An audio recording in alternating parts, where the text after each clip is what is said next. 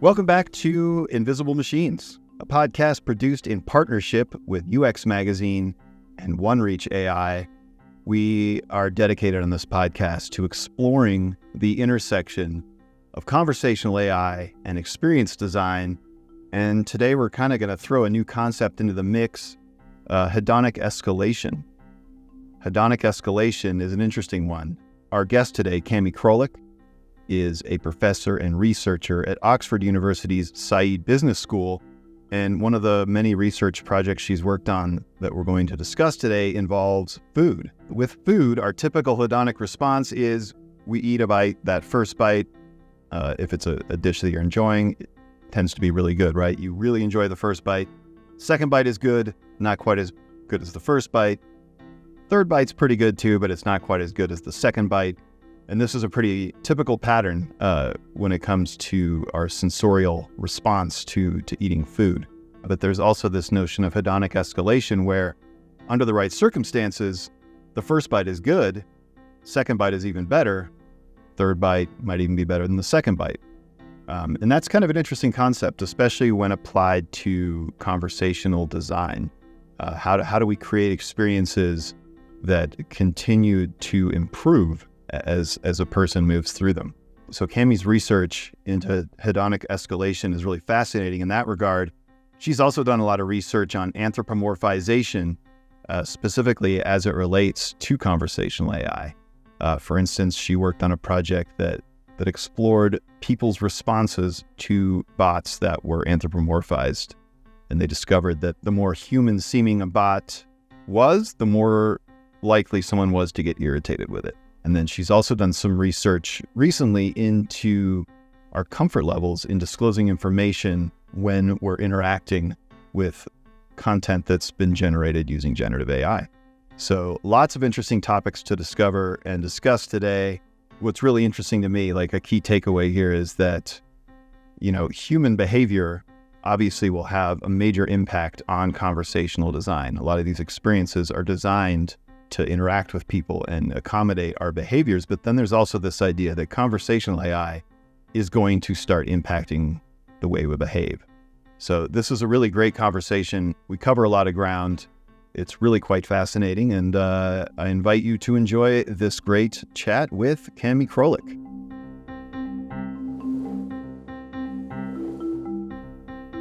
All right. Well, Cammy, thanks so much for joining us on Invisible Machines.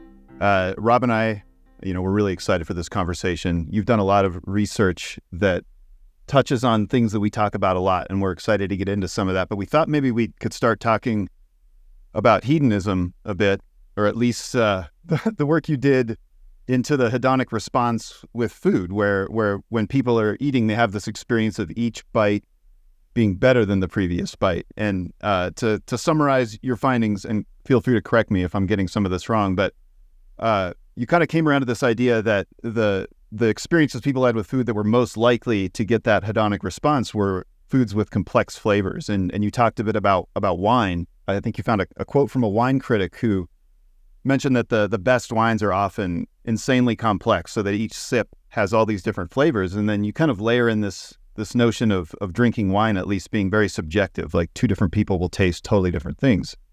And it kind of got us thinking, if that level of complexity can kind of apply to conversational AI as well. And if that kind of takes the form of personalization, we were thinking about like experiences you might have with conversational AI becoming more sensitized, or having an increased level of sensitization if they're more personalized, if they are more complex and kind of offer up new little bits with each consumption episode, to use your word that I really liked. Yeah. So that work, obviously, it's very different than the work on technology and consumer interactions with technology that I do. But yeah, I think that there's a lot of conceptual overlap that can occur. So as you mentioned, you correctly summarized my findings. This idea that when we do something over and over again, generally what happens is we become satiated. So we stop wanting another bite, we stop wanting to listen to the same song or watch the same movie. And so how in certain circumstances where we might want to get more enjoyment out of a repeated consumption experience, like how do we do that? And in reality, that's about discovering the nuance and, like you said, like layering like new tidbits on top of one another. And so what I did with food, I think can apply to things like conversational AI. It's a little bit different because it's not the exact same experience over and over again, but this idea that you would have multiple conversations, and the more that we can learn and the more detailed, it's like interacting human to human. Like the more I get to know you, the better I enjoy our conversations together. And so I think that we can become more sensitized to these AI chatbots, and they'll get to know us and we get to know them. Sorry, I anthropomorphize chatbots a lot. But this idea that, we can start to get a more complicated, more complex experience and enjoy it more.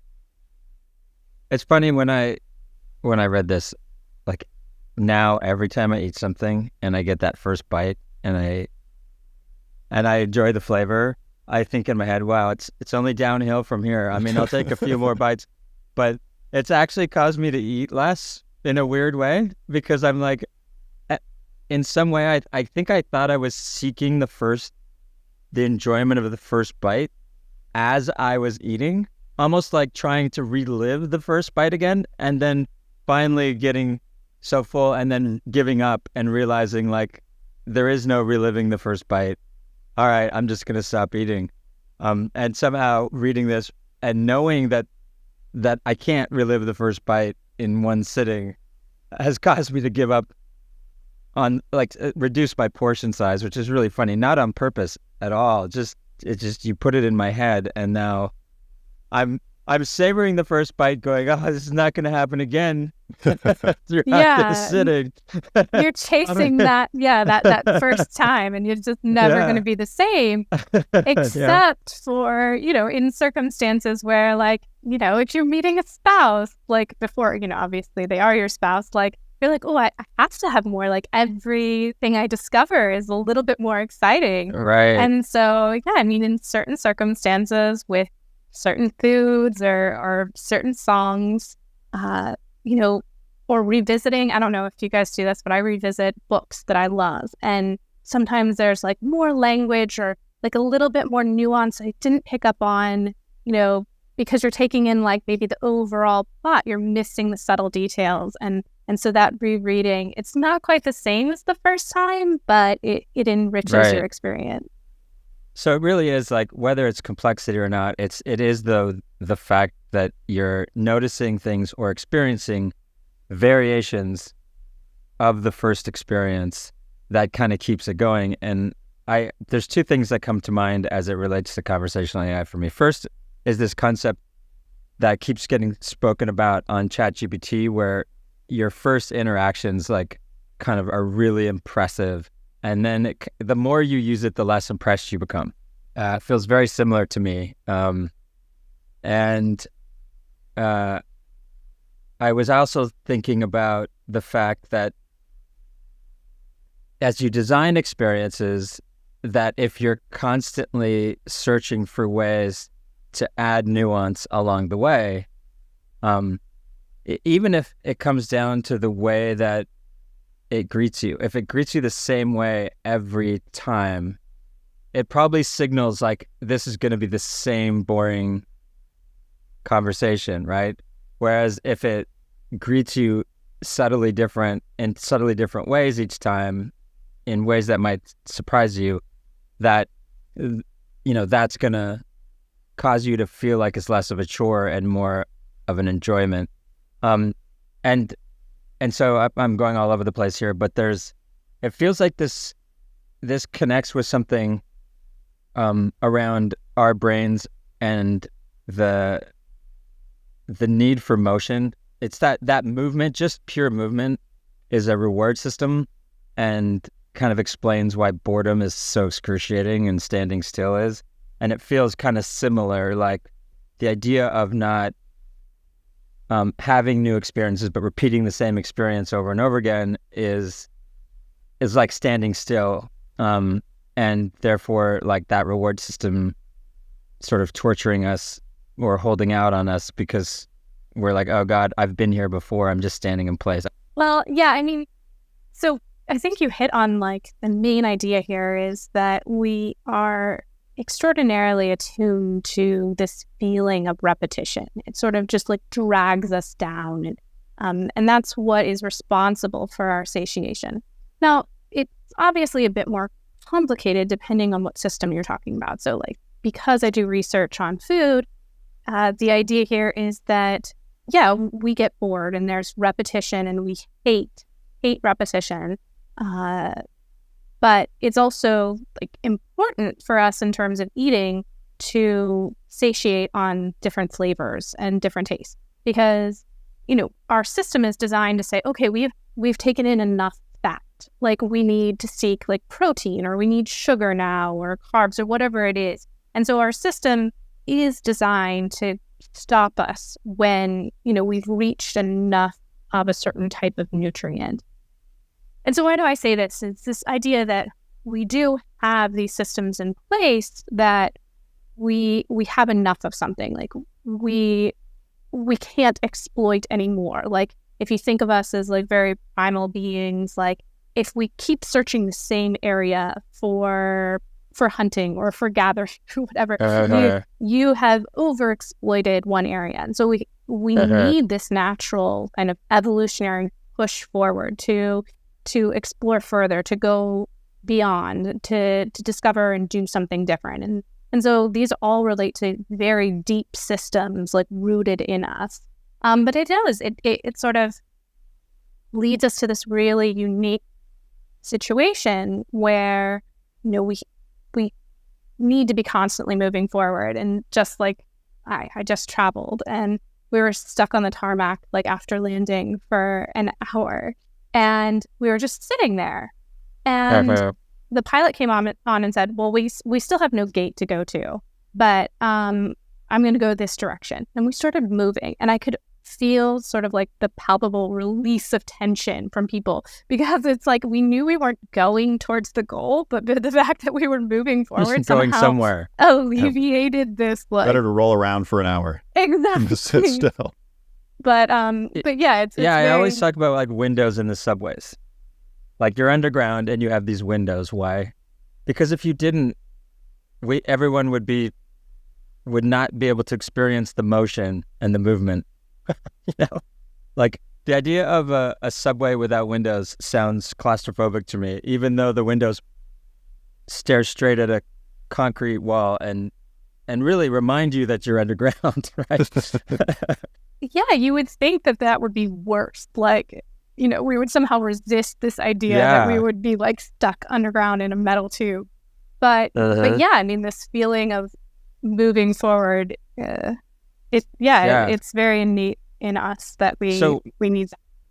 One thing that it seemed, and I wish I could remember the paper I was reading, but what it seemed to indicate was that it's almost like we get this constant reward system for moving. It's not that we get punished for staying still. It's that, in a sense, that we're constantly getting rewarded for the things we do, and when we're not moving, we're just not getting rewarded. It's for the absence of reward versus some sort of punitive or punishing effect, which I guess you could argue is holding out, you know, our reward system is a punishment in sense, but it's this idea that maybe we have this like constant reward system as we keep moving throughout the day that's kind of adjusting for how stimulating it is.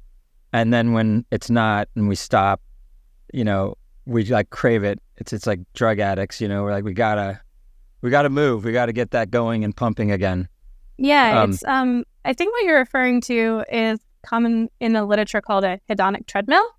It's this idea that the same level of reward, because it becomes normalized, it actually decreases in how we experience it. So objectively, it's the same amount of reward or even punishment, works both ways. But But because we adapt to that new level of stimulation, whatever it is, we need more to be happier. Or, and it can actually be positive. So, like, I don't know if you're familiar with this, but it's this idea where it's an older piece of research, but they basically looked at people who had won the lottery, so won a lot of money, and were objectively so much better off than they were. And they looked at people who had a limb amputated and objectively were much worse off. Now, of course, if you ask them immediately, a month, after this major event happened in their lives, you would see the people who won the lottery as being much happier than they were before. And the people who, had to undergo this procedures being much worse. But by the end of a year, just 1 year, you adapt to your current circumstances so much that they saw actually no difference between people who had won the lottery and who had an amputation. Because we sort of evolutionarily built into us to sort of accept our circumstances and sort of make that our, and this is an overused term, but new normal, essentially. But yeah, it's very unique. Which just pushes us to do better and better, right? I guess that's the idea. If you're constantly rewarded the same way for doing the same thing, then why would you do more? Why would you explore more? Why would you, why wouldn't you just get stuck in that routine? As well as like a great mechanism to protect our psychology. Because if something horrible happens to you, to sort of subjectively feel about the same at the end of a year as you did before, like that keeps us going in a lot of ways. It protects us immensely. So while some people like to look at it, oh, it's a shame you could just never stay happy. Yeah, but on the other hand, you can never stay sad. Sad, yeah. Barring some hugely, a depression or something like that. But like barring abnormal, psychology or mental processes, most people, they kind of recover. And that's a protecting mechanism as well. When you mentioned too, like, our appetites having this component of basically trying to gather the nutrients that we need in our bodies.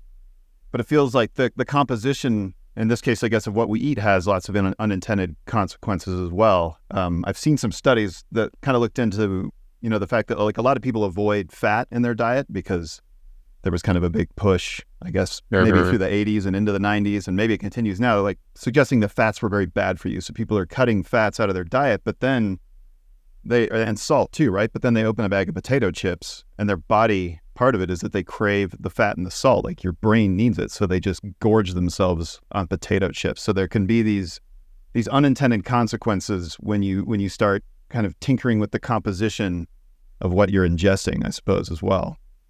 Yeah, absolutely. I think that's why all these diets fail. And it's because the amount of restraint, like it constantly occupies your mind. Like it's an enormously taxing cognitive component to do things like dieting because you're operating in a world of restriction and a world of focus. And then as soon as you remove that, your body needs to start operating normally, basically. And you can't maintain kind of that constant attention, constant diligence. It's just, it wears you down. And then you have these lapses where you let yourself open that bag of potato chips and your body's been craving this and it's just overwhelming and you give in. And then people feel guilty for their cheat days and stuff like that. And what's really happening is just this sort of natural tendency once you let go of an extreme, like, tight grip on things is to rebound. And so I think a lot of people beat themselves up on diets when really it's very normal.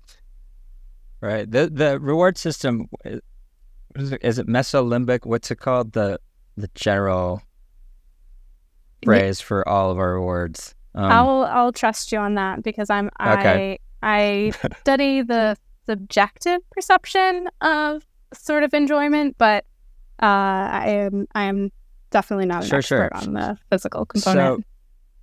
So I've often like thought about business in the form of like not a monetary system, but like a unit of measure of like our reward systems, and understanding that people pay money for these chemical rewards. And it sort of explains like Bitcoin and some of these products, like paying for likes or buying ways to advance in a game. It sort of starts to explain that we really have a commercial engine around delivering chemical rewards to people's brains, and that they pay for it, and that if we could probably measure the amount that they would be willing to pay by the amount of sort of reward chemicals that get secreted each time, and you're like, oh, I think I can charge more because this was twice as rewarding as the last version I created.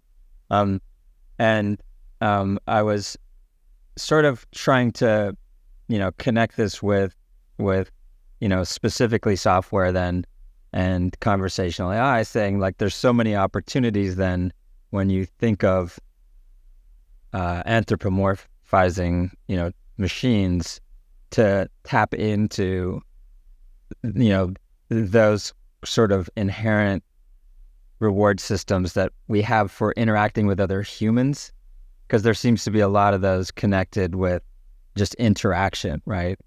And then it's interesting that you did this analysis around food and research, but then also chatbots and conversational AI. Was it intentional to cross? Like, did one lead you to the other, or is it just kind of coincidental that? So, so when I was doing my PhD, I was really interested in these hedonic experiences and kind of emotional response. And I did a lot of studying on emotions. And it just so happens that when I met my colleagues at Oxford, I knew a lot about, emotions and had studied that. And they were really interested in kind of the technology component. And so I know it seems very strange, but I sort of came to this project and now a stream of projects without as much technology background, but like very much an interest in like the emotional and like human component of interacting with the technology. So while I may not have started with this initial like intention, I guess, to bring it into technology, it's just a really cool space to operate in. So like one project led to another that led to another. And so I know that seems a little odd, but yeah, I think that that's sort of how it unfolded. Yeah. It's cool. The research you did the first time we talked was interesting because it was really like studying kind of the early stages of conversational AI. This was like pre-ChatGPT, and where it was kind of tough to even get a hold of data sets of real live interactions. Yeah. Obviously like this research was going on for a number of years, but yeah, it was pre all of this spotlight on these natural language processing chatbots that are now kind of ubiquitous in the environment.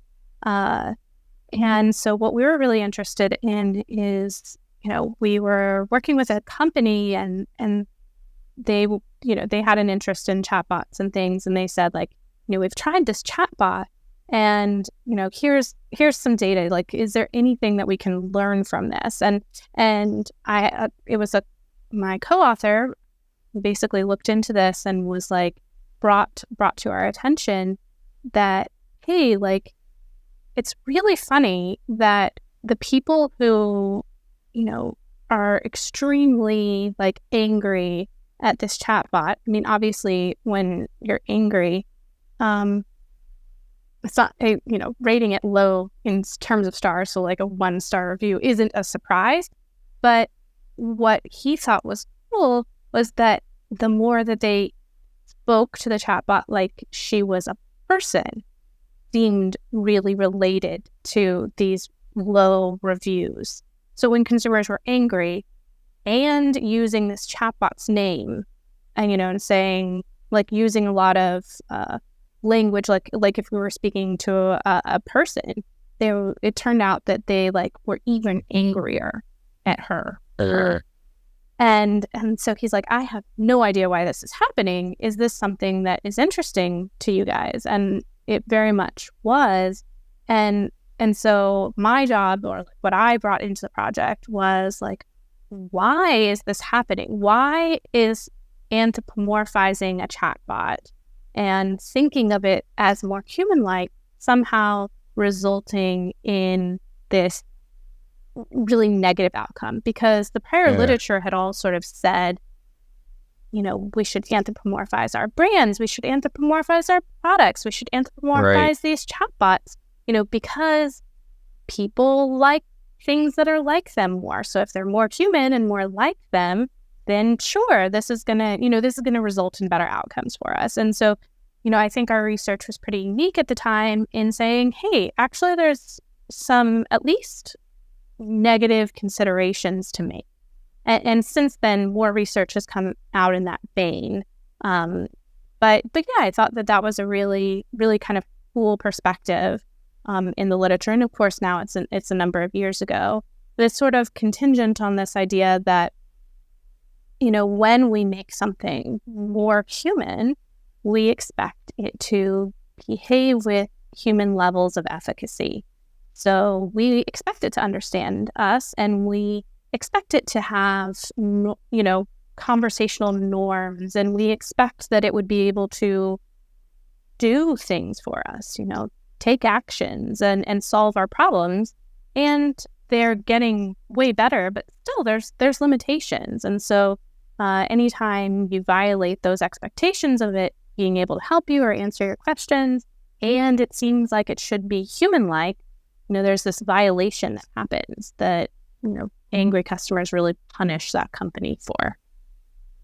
Yeah, reading your Wall Street Journal piece, two things came to my mind. One that, I wonder if, too, when people are angry, it might upset them more not to be able to vent at another human, because I think there's something we get, even if we're making someone else feel bad, unfortunately, that might have the effect of making us feel better. And then also this idea that so many of the experiences people have with chatbots are kind of bad in many respects. There's not a lot of context. And so maybe some of those more, I guess, thinking about the complexity of wine or something, right?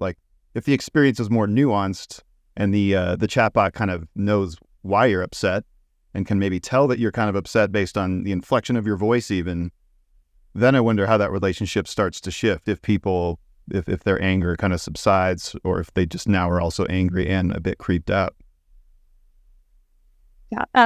Yeah. So we tried to explore a lot of different mechanisms, and we like you thought venting had to come into play. We weren't able to find any real results that supported that. So the only thing that really came out of our data was this idea that it was an expectancy violation. And the more human you make it, the better you think it's going to be able to act, get the job done. But we explored things different levels of trust, different levels of venting, kind of this ability to empathize on an emotional level. And so we tried a lot of potential explanations for this, and we weren't able to find anything in our data. But that's not to say that out there this doesn't still happen. It just wasn't something that we were able to find. But I think that it would be really interesting to know if maybe that's the next level or the next layer. So at the time when we're collecting the data, people just want the chatbots to accomplish a job, very straightforward. But now when people are chatting with chatbots, they're having philosophical conversations. They're, asking big questions about what it means to be alive, to have a subjective experience and stuff like that. And so I'm wondering if as we use chatbots differently, as they become more capable, maybe those other explanations will actually start to become more relevant. Like pretty soon, maybe initially I just thought chatbots should do a job for me. And now I'm starting to expect chatbot to recognize implicitly when I'm frustrated or when when I'm relieved or when I'm grateful, these kinds of things. That makes sense. It's like the more we anthropomorphize them, the more we expect them to not only behave in positive ways like humans, but also make mistakes like humans. And we probably think to ourselves that the more I communicate my anger as an emotional state, the more I can, probably wrong word, but manipulate this person or device to get what I want. So it's, I sort of think of anger as a way to underscore the urgency that somebody, like, this is important to me, so I'm going to show anger around this, right? And then because we're interacting with it like it's a human, we start to just show that anger to the system in hopes that emphasizes, what we're trying to get it to do, and then somehow behaves accordingly to our anger. And I guess it really, maybe this is just a skeuomorphic phase where the more the systems don't react to anger, the more we stop trying. And, we just start to understand their machines, or perhaps design starts to account for reading these emotional signals, and therefore, it does start to understand the urgency, and it does work. And I guess that comes down to the design side, is how much of the world is going to create sophisticated interactions with chatbots versus these really basic click body ones that, pretty much suck. To your point, it sucks. Why? Because it's their routine. They always say the same things. They do it the same way. They make mistakes in ways machines do, not often the way humans do. They don't read our emotions, but they attempt to convince us that they're somehow, more human by having a name, So I guess it says, like, if you're going to be really good, you can get away with this. But if you're going to be really bad, maybe don't anthropomorphize, because to your point, that can go south on you in a sort of equal proportion as it can please somebody in a positive way. It can really piss them off. Yeah. I mean, I think you bring up so many interesting points in your comments. There's some research that basically says that, we are co-adapting with machines in the sense that, they're getting better at interacting with us at our level, but we are also modifying our language to better communicate with them. So, if you say, hey, Alexa, or hey, Google, or you tend to speak extremely clearly, more slowly.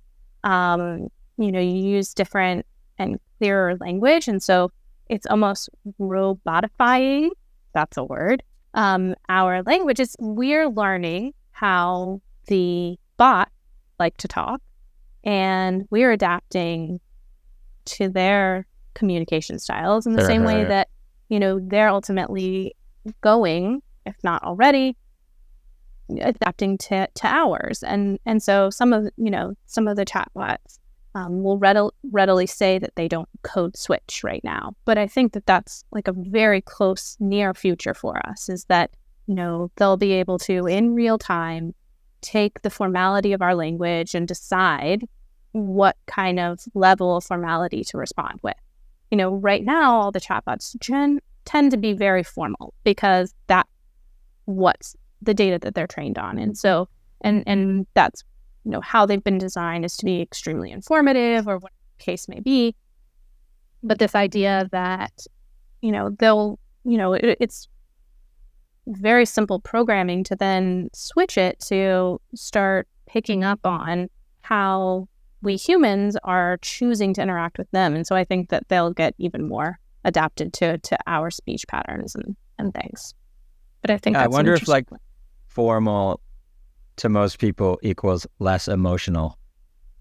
I mean, to me it does. I sort of relate those things: formal speech, less emotional; casual speech, more authentic. Yeah, factual, informative, all seem to be sort of on the other end of a scale to very emotional language. I agree. I think that most people would see that. Yeah. Well, Rob, you said something kind of interesting. We were talking about anger and maybe this idea that designs like chatbot designs or conversational experiences might be designed with the goal of sort of subverting or redirecting a person's anger when they're calling into a company, which is kind of interesting because I feel like I know so many people who use anger as a tool. Like it's a tool in the customer's toolbox, because if you can get through to the right person and express how upset you are and how you'll never shop with them again, you can often have some sort of breakthrough, get something for free, or get something in return. But if the designers are looking for ways to kind of weed that out, I mean, in some ways that might be a good thing, but then it also has this effect of changing our relationship with machines. This feels like it goes down a complete rabbit hole, but and we like those. Yeah, the idea that we either give in to extreme emotion or not almost seems like as an industry seems interesting, because if we didn't, if your experience with machines and conversational AI is that being angry and rude doesn't get you anywhere, do we begin to train a little bit of this customer's always right out of people? And then when they go to an actual human, would they be more polite because we've now trained them that this kind of behavior doesn't get you anything? And is there a way to sort of train people to be more polite? Because I think that, I think there's no question that what you're talking about, Josh, when somebody uses anger as a tool to get what they want, that takes a toll on employees. It takes a toll on folks that work in a company that don't make the rules, that don't have any power, and end up receiving, the blunt force of that anger as if they themselves made all these decisions, right? And that just wears on people. And so I know this as being the fourth person in line after three rude people, and you walk up and they're like, what? And you're like, okay, I was going to be totally polite here. You didn't, but what that comes from. It comes from a pattern of the three people in front, and so what if we could live in a world where people didn't use anger as much, and could chatbots actually start to retrain us, or are we just going to know when we're talking to a chatbot that we will, that we will readjust and go into formal mode. Go into formal mode and be and then a person and then we'll unleash on them as usual. Yeah, I mean I think that's a really interesting question. I think for the people who are using anger as a tool, making the strategic choice to display the anger emotion, then very much we could probably train it out of them, in this idea that if you teach them that their tool doesn't work anymore, then fine, they're going to switch tactics, because ultimately what they're trying to do is overcome an obstacle and get a solution that works for them. That takes away from the people who genuinely are angry. Anger is a very visceral, hot emotion. in a lot of ways, those who are truly angry find it very challenging to control themselves. It makes us prone to aggression and action, and so those things are, it is all purposeful in the sense that, if you look at it from a history of things, like anger is usually a really good way to motivate us to action. So if somebody does something wrong, we're in survival human pre-mode, and somebody has burned our hut or stolen our food, we need something that activates us to action, to go out and hunt again or rebuild or something like that. And so it's very much useful in that sense. And I think the people who are really feeling the anger emotion, not strategically saying, if I'm angry, I'm more likely to get my way, I don't know that we would be able to train that out of them. Right. That's a good point. That's like therapy, right? It's like teaching us to stop that breathe. Requires a whole nother. But where this feels like it takes us is, there's a lot in the AI space around content moderation. There's a lot of content review, the humans reviewing content, and the effect on mental health of those. And it suddenly just occurred to me that whether you're reviewing, really negative hate speech or posts, images, etc., or you're on a customer service line, in a way, it's the same thing. It's all content moderation in a way, and so much negative content in a single sitting all day long is going to have an impact on human beings, but it's not going to have an impact on machines. And so it makes me realize that now that we're sort of in a place where we're actively replacing content moderation with machines, that the natural extension is also angry people calling that can't help themselves, but be extremely, whether it's rude or whatever you want to call it, extremely aggressive, is protecting workers from just a barrage of negative interactions. And it's just I guess it's the nuance of, the sort of silver lining of some of these systems taking over some of these jobs that people don't want to do. It's a super high turnover rate on customer service for this reason. And I think it's the first time that in this conversation where I've connected content moderation with customer service, and seeing, wow, there really is a relationship between these two things and the whole mental health thing. And it's just degrees of how much it's affecting you and how bad the content is, right? What do you take home that night? Which is sort of interesting. But you're doing some research now, which is sort of, jumping on sort of furthering what you guys did a while ago. Yeah. Kind of just sort of a final comment about what you're saying is I do think that is a really positive potential for chatbots, is this idea that they're going to take over some of the emotional burden from people who feel it as an actual burden. Machines won't feel that burden. And I think that really key to making this more widespread and more effective is this belief that somehow, they don't have to, machines or bots don't need to have an actual subjective experience with these emotions to be able to, quote unquote, understand them.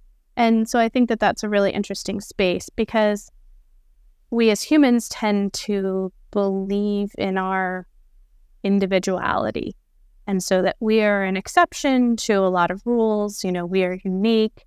And what you'll see is that sort of stops the use of AI in a lot of things, like the treatment of medical conditions, because this belief that I need to see a person who will use my individual history to make some sort of recommendation. And in reality, bots in a lot of ways are much more effective at diagnosing things, because they can deal with hundreds and thousands of input. But people don't like being made to feel that they're a statistic.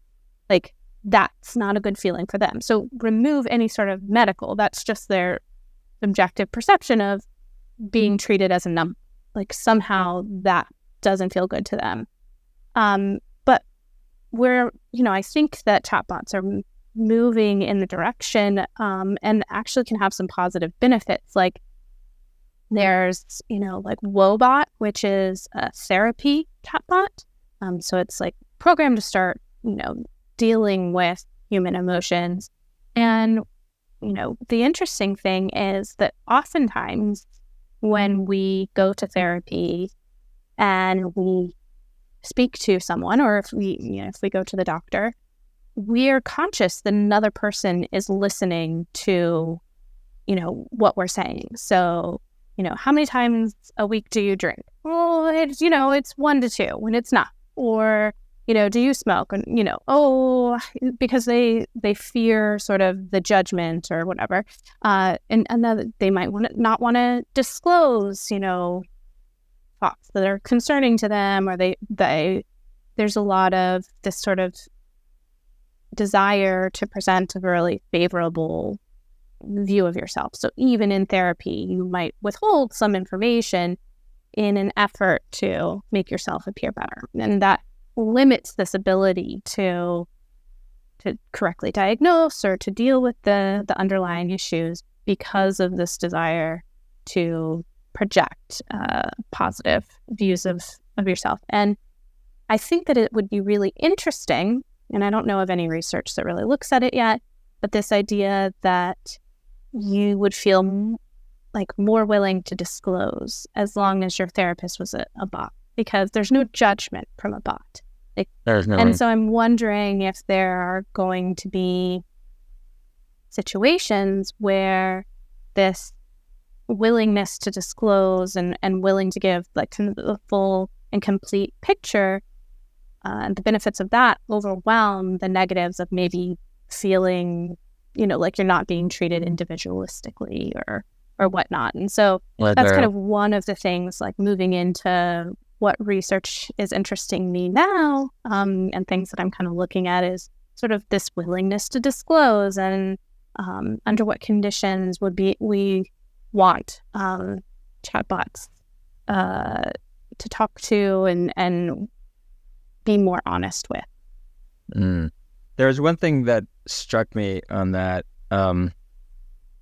willingness to disclose concept, where, and I don't know if I'm on the right track here, but I was just thinking about, like, you go to a restaurant, you hand your credit card to, the waiter or waitress, I guess it's service person, and they go off, they take the card, they bring it back, and we assume, probably rightly so most of the time, that person, even if they could memorize the card number, not for long, and that they'll forget it. So we understand the sort of memorization capacity of people, and so we kind of trust that the things we tell them, they, like email address and things, that they won't go home and have a photographic memory and be able to, like, come up with 100 email addresses they had that day, that they punch it in to a computer and then forget it, right? And I think many businesses, from a security standpoint, count on that as well. They count on the fact that, as human beings, we can't remember, in the same way that machines can.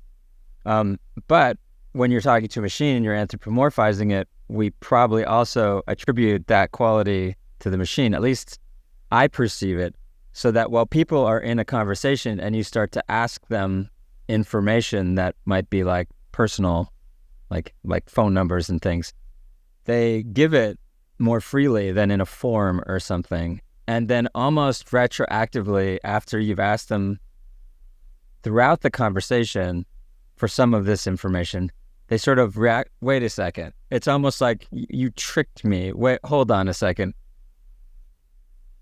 Like, I just gave you information that I typically would not give in a form because you did it conversationally.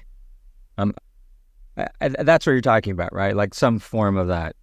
Yeah, I mean, definitely that.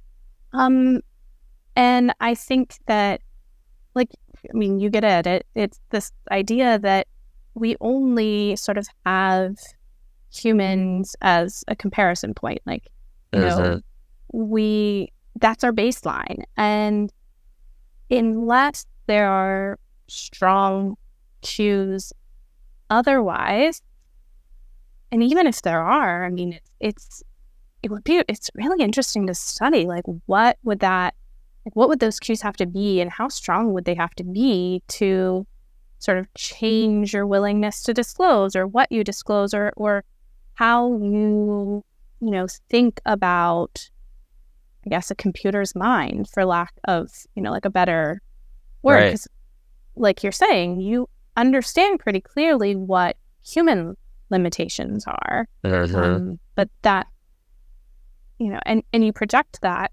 wrongly onto algorithms. Right.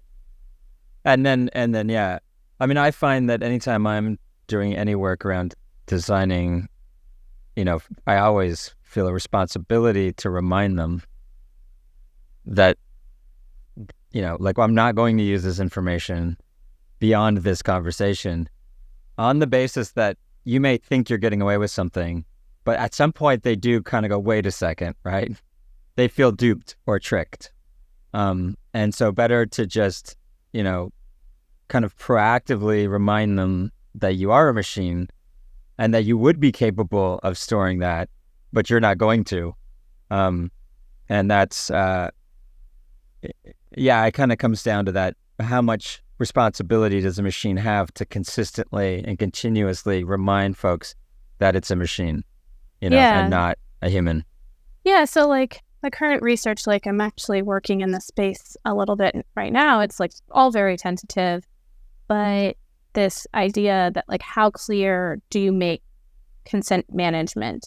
And like what we're finding is there's different preferences in terms of like how much people want to disclose or willing to use the chatbot or willing to interact based on anthropomorphizing the chatbot or the level of anthropomorphism.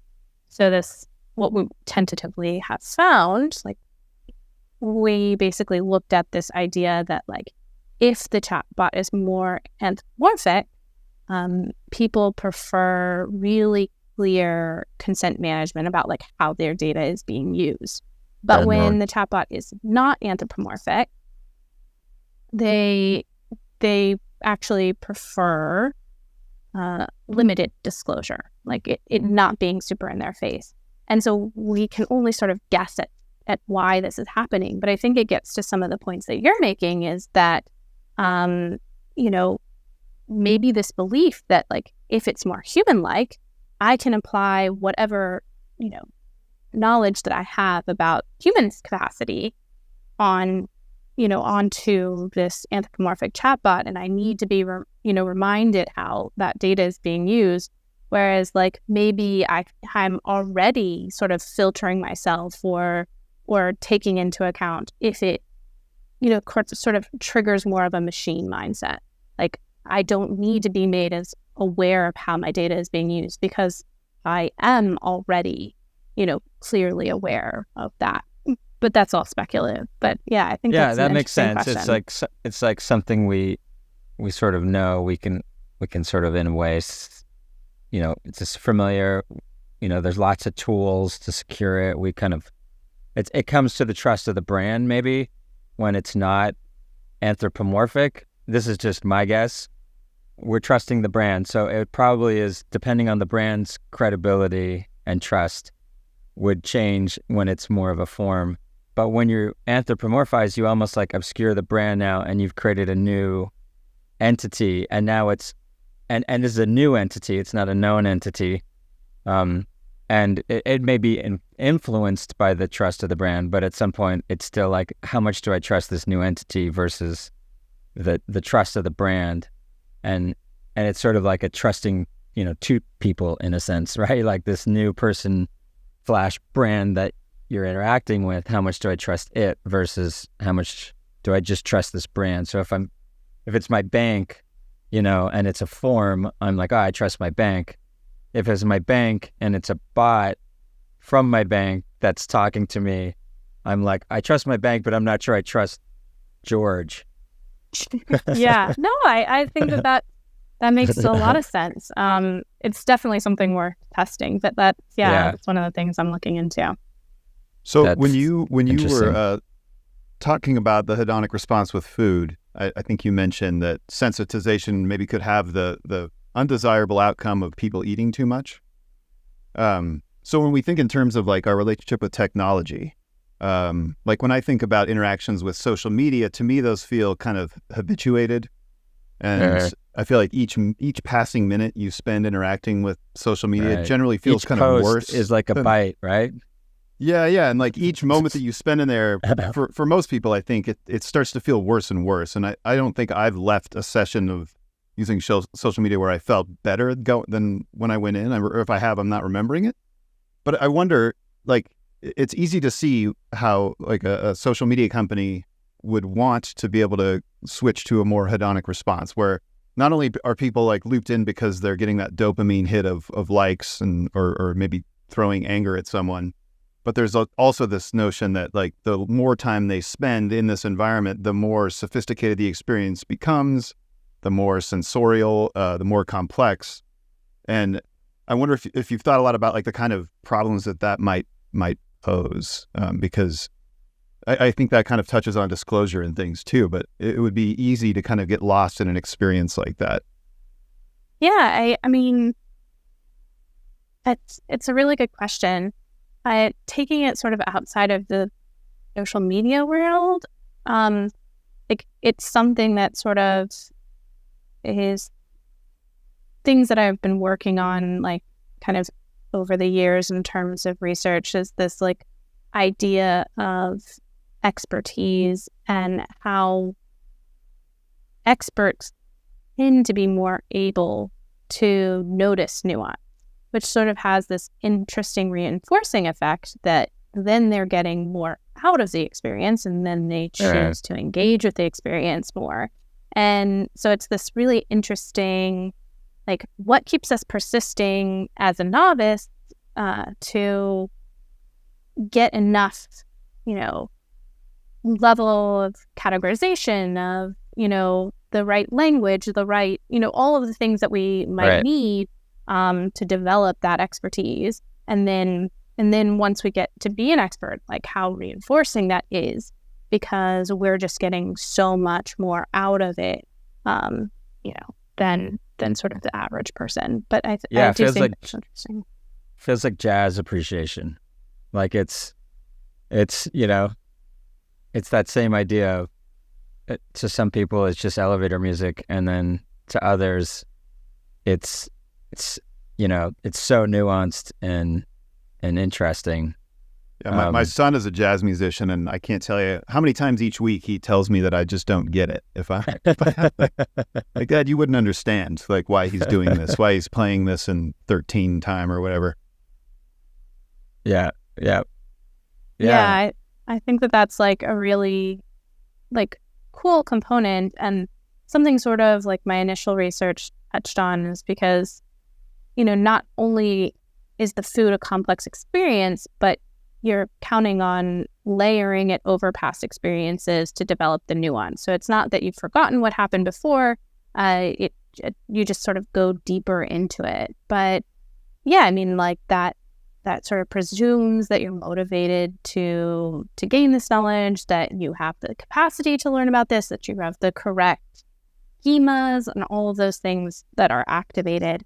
But yeah, I mean, it's really interesting. I think that what you'll find is people, if you talk to a true expert on something, there's just so much more that they draw out of an experience than sort of the average person does. Like you're saying about, the choice of the time that the music is in.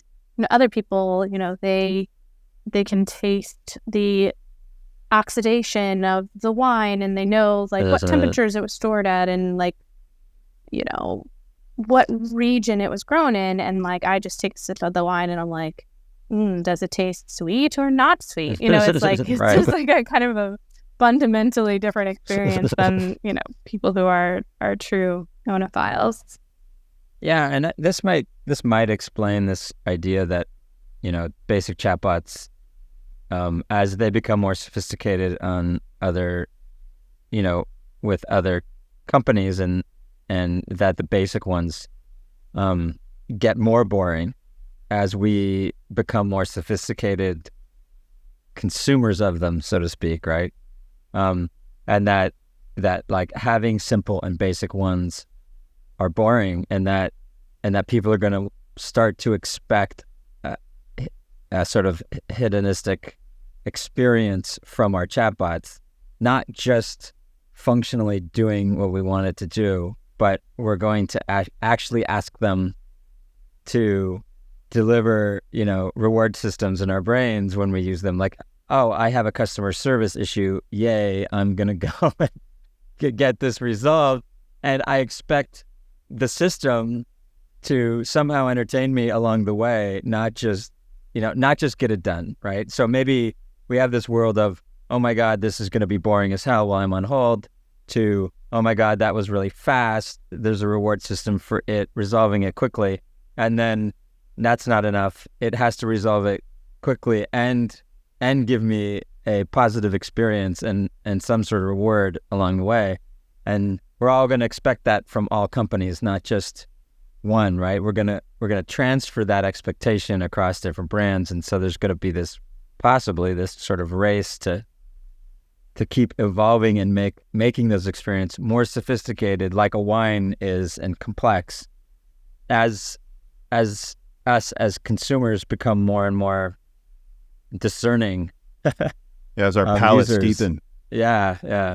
Yeah, I think this is kind of like the Amazon effect, where once they started offering one-day shipping, the expectation of consumers is that it doesn't take very long to ship a product. And so, you see 5 days, when you go to a company's website, and I need this next day. And so there very much is this transfer of expectations, even though you admit this is a different context, this is a different company. Amazon, what they do is, they are a logistics company. They're good at logistics, but you transfer those expectations. But it's really interesting.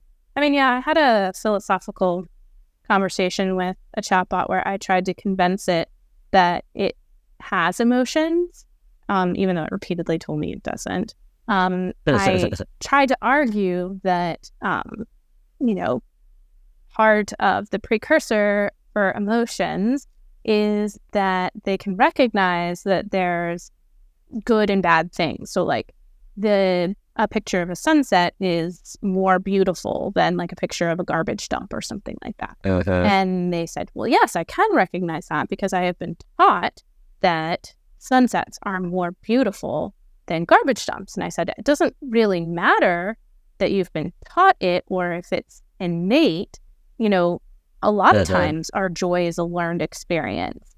And so if you have, if you can recognize something's positive, wouldn't more positive be better? And so, I had reached some conversational limits with this chatbot, but it's, it's this interesting idea that I went to them specifically for this entertainment, as you suggest. And, I do think that it's going to start to become the expectation that you can have these kind of interesting conversations with bots that, maybe you didn't before. It sort of goes back to what I was saying earlier, is our expectations are evolving.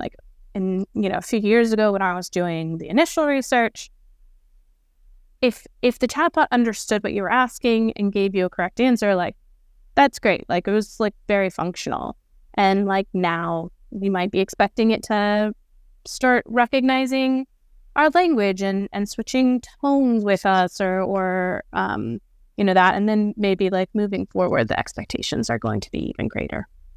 Well, it's interesting too, because like perhaps the most full-bodied experience that we could have with technology might be some sort of bot that is almost like personal assistant level, right? Where then in that scenario, you kind of become the terroir, right? Like your emails, the things that it's trained to know about you, flavors the experience to such a degree that it does become complex in that way. And then I guess that, of course, leads to all sorts of interesting ideas about how a personal interface like that, like if that then becomes like a barrier between you and every single company you interact with, all the people you interact with, which goes to all sorts of weird places as well. Yeah, I sort of think of this like ideal state of you have to contact a company for some reason, and you're excited to talk to them, and they're excited to talk to you, versus where we are today, where, oh my God, it's a chore. I gotta call the company, and the company on the other side saying, how do we get our customers to not talk to us? Could we move to both being excited about the conversation, the company seeing it, every interaction's an opportunity with a customer. You spend all this money on marketing to start conversations with people, and then you spend all this money on your call center to avoid conversations with people. Like, why not just, have alignment there and say every interaction is an opportunity?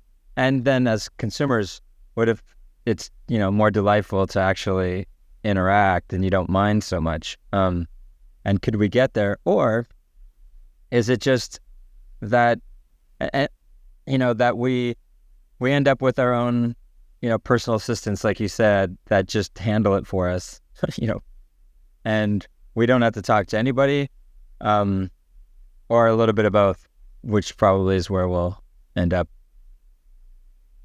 Yeah, I mean, I think one of the things when, like, I got a lot of response from people who were like to my research, and they were like, well, I mean, I'm always angry when I interact with chatbots because I hate them.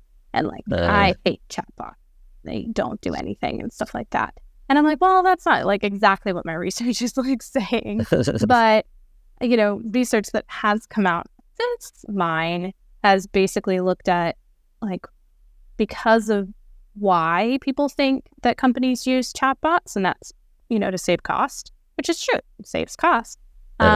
They view the companies that are using them, like they infer that their companies are greedy, like I'm taking some liberties here, but this idea that like it's just a cost-cutting measure and you're sacrificing the quality of my experience to save yourself a few pennies or whatever the case may be. And so I think right now, I think that that's still true. I think that that's sort of a barrier that consumers just are going to automatically be more negative when they enter into these conversations. So I don't know that we can get to that idyllic state of, it's an enjoyable thing to go interact with these chatbots yet. But there are ways that, you could sort of combat some of this. So like the research that I'm referring to, it's not my own, but basically those researchers found that if you give sort of incentives, that you say like, look, you're saving us money by, interacting with this chatbot, so we're going to pass on some of these cost savings to you. And then, that belief about the company's greed or whatever goes away. And it's like, okay, I'm actually receiving some benefit from engaging in these conversations.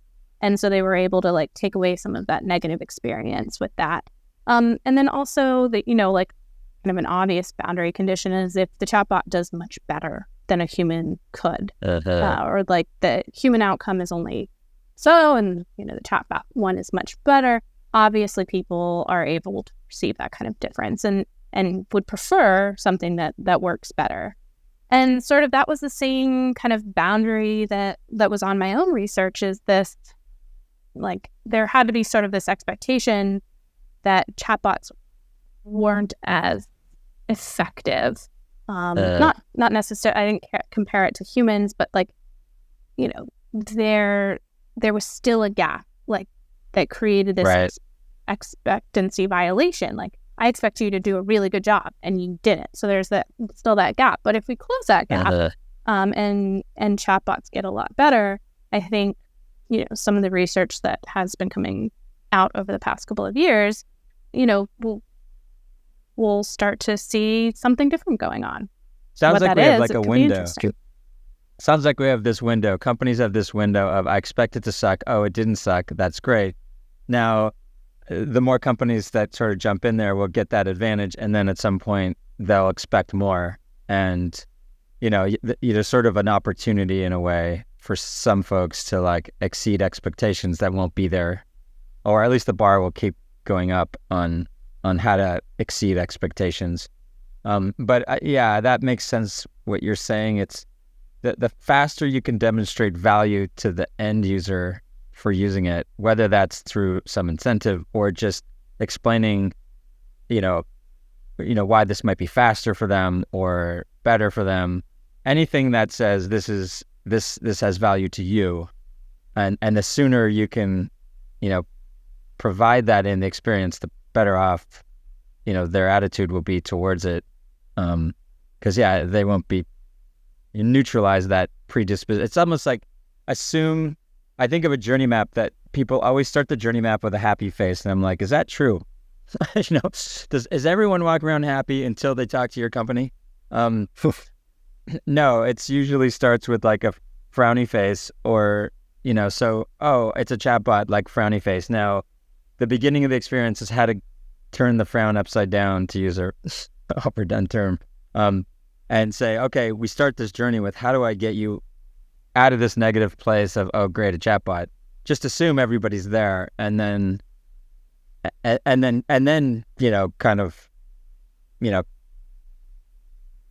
solve the problem for them. So it's how do I get you out of this negative place right away?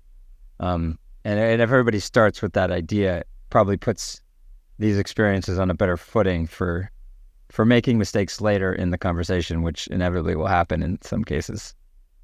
Yeah, and chatbots have this enormous potential. Like, people do not like to pick up the phone anymore. Like, they don't, there's a lot of anxiety with using the phone, and speed of service and just availability of service. Like, why do you want to have to wait till 9 a.m. when, that's when work starts and you need to get something done, like, before you start work or whatever. And businesses are only operating in business hours that you need. Like, having a chatbot readily available, like, all of these things in terms of convenience and speed and stuff are all there, positioned to work really well for people. We just sort of have to get past what those inferences are, like, what they infer about the company using it. Like, oh, you're just being cheap, or like, you don't want to talk to me, or you don't want to deal with me. Like, so sort of overcoming these negatives to get to that space, like you say, where like we can have kind of more of a neutral or even like a more positive, position. Yeah, experience. Seems like in trying to create a hedonic experience or response, chatbots might even have a bit of a leg up in that people expect the first bite to be pretty bad. The second bite as well. So there's kind of nowhere to go but up if you're designing properly, I suppose. Yeah. I like this idea of creating that hedonic response right out the gate on a conversation. And then one-upping it with nuance along the way, and complexity. Like, don't think you just won them over by the first bite, You're gonna, along the way, have to create some little nuggets to keep them going. But I think this conversation is super interesting. I see it kind of in three paradigms. One is, food, which is interesting. Then the other is in, conversational experiences and how they sort of can become more complex and nuanced and allowing users to appreciate them. And then the third, which we kind of touched on, which maybe, some other episode we'll talk through, this newsfeed idea that each newsfeed is a byte, and as you open up your Facebook page or whatever, it's a meal, and you start with the first post and you get that experience, and then you you sort of consume more than you should, trying to recreate the first, the first hit, and then you get full, probably later than you should, and and then you look back and regret, and it just feels so similar to eating. We do have portion sizes, but typically those are too big, right? So that's this idea of eating a meal, that's the right portion size of social media and food. I think that's super interesting, and I wouldn't be surprised if there's a lot of things in common between those sort of brain activity of those two things. Yeah. It was a great conversation. Yeah, we really appreciate it, Cammy. Thanks for joining us on the podcast today. Yeah, thank you for having me. Don't often get to, sort of just wax philosophical about some of these concepts, and especially not in the food and chatbot space. That's fun. That's fun to do. Combo, yeah. Yeah. Yeah, it's been really fun. Thank you. Hey, thanks again for tuning in to Invisible Machines. Don't forget to follow Invisible Machines wherever you get your podcasts so that you can hear new episodes as soon as they drop. You can also watch this podcast on the Invisible Machines YouTube channel. Thank you so much to everyone who listens to this podcast, and especially to those of you who leave comments, because we've received a lot of really useful commentary that has helped us shape this podcast as we move forward with it. Thank you, as always, to our producers, Elias Parker, Kate Timchenko, and our video editor, Michael Litvinov, for making this podcast look and sound wonderful. We look forward to catching up with you again next week, right here on Invisible Machines.